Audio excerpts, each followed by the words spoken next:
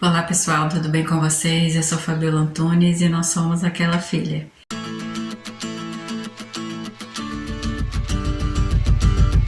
E aí, já fez o seu devocional hoje? Nós estamos fazendo o nosso devocional no livro de Atos e estamos no capítulo 4. Nós dividiremos esse capítulo 4 em 3 partes. Semana passada nós já falamos sobre a primeira parte do capítulo 4. Hoje nós vamos ver a segunda parte e na quarta-feira falaremos sobre a última parte do capítulo 4.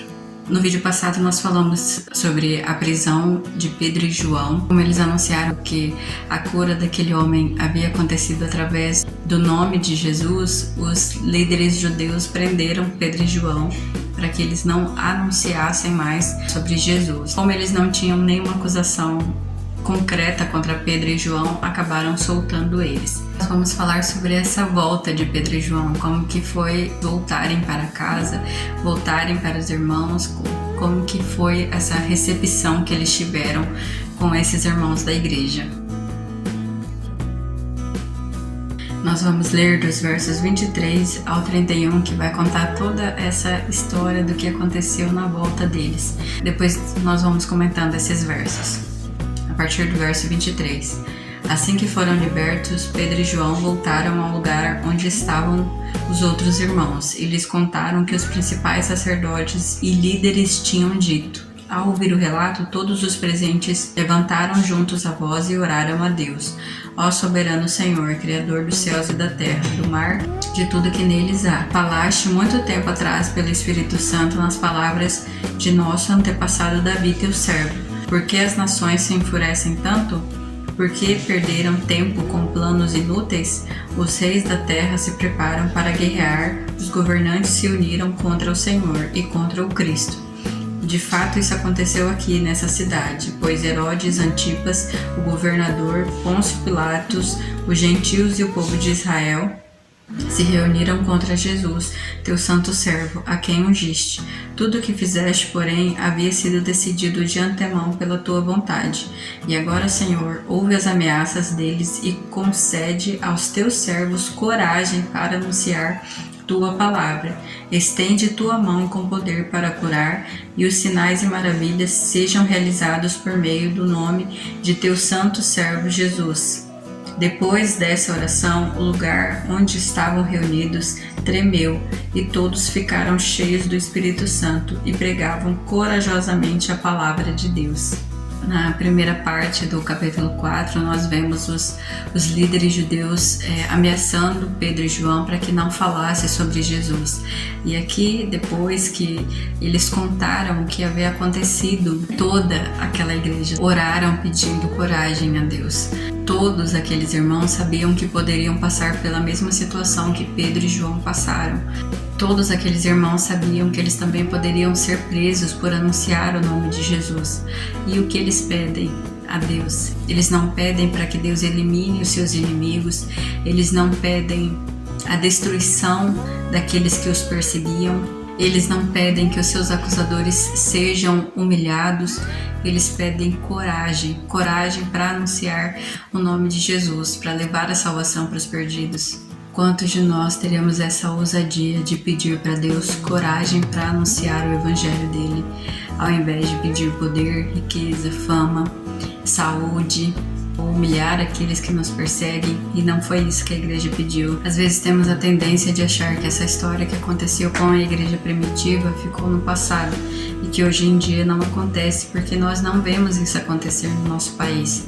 Porém, hoje em dia, existem vários irmãos que são torturados, que são mortos por anunciar a palavra de Deus, que vivem desse mesmo modo que a igreja primitiva vivia, que pedem a Deus coragem para que eles possam continuar anunciando. Queremos viver esse evangelho que as pessoas pregam, que é o evangelho de que eu posso ter tudo aquilo que eu penso, tudo aquilo que eu sonho e que Deus tem que me dar, que eu não admito o sofrimento, preciso ser somente bem-sucedido. Então as minhas orações todas estão em volta disso, em orar por riqueza, orar por um bom serviço, por dinheiro, conseguir dinheiro, sempre voltam nessas mesmas questões. E quantas vezes você já, pelo menos, orou por esses irmãos que são perseguidos? Temos a liberdade de falar de Jesus para nossa família, para os nossos amigos, para os nossos colegas. E muitas vezes as pessoas que passam por nós nem sabem que nós somos cristãos, porque nós não anunciamos para essas pessoas que Cristo mudou a nossa vida. Os prazeres desse mundo nos cegam e nós vivemos como se essa vida aqui fosse eterna, a ponto de nós nem anunciarmos que Jesus salva, que Jesus transforma, que Jesus muda a vida das pessoas. E quem de nós teria coragem de orar como a igreja primitiva orou, pedindo coragem? Quem de nós teria essa ousadia que a igreja primitiva teve para pedir nos dê coragem para anunciar o seu nome para as pessoas perdidas? Esse evangelho egoísta que só quer receber coisas, não quer de fato viver como Cristo viveu, esse evangelho não vem de Deus. Esse evangelho é uma mentira, é uma farsa. Por receber um não de alguém, nós já nos sentimos frustrados e não queremos continuar falando de Jesus. Olha como que o nosso Jesus foi tratado.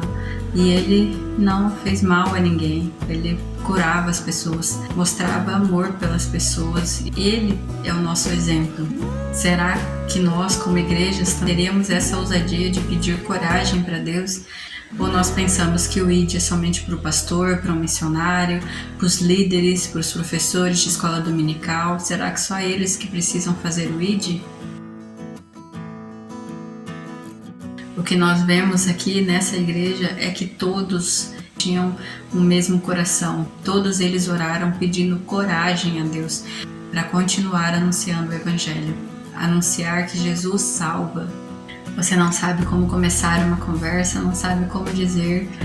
Peça para Deus oportunidades de você falar de Jesus e fale sobre o que Cristo fez na sua vida. Não perca essas oportunidades de falar de Jesus. E talvez alguma dessas pessoas vai querer saber mais, e daí você vai ter a oportunidade de explicar de fato o que é o Evangelho, como nós podemos ter a salvação que vem através de Jesus. A única diferença de nós para as pessoas que estão no mundo perdidas sem Jesus é que alguém teve a coragem de falar de Jesus para nós.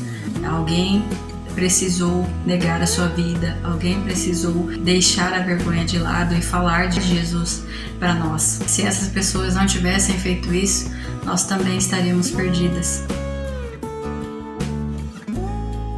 Finalizando, não deixe que esse mundo te cegue a ponto de você não falar o que de fato é importante, que é anunciar Jesus para as pessoas, falar o que Ele fez e o que Ele faz em sua vida.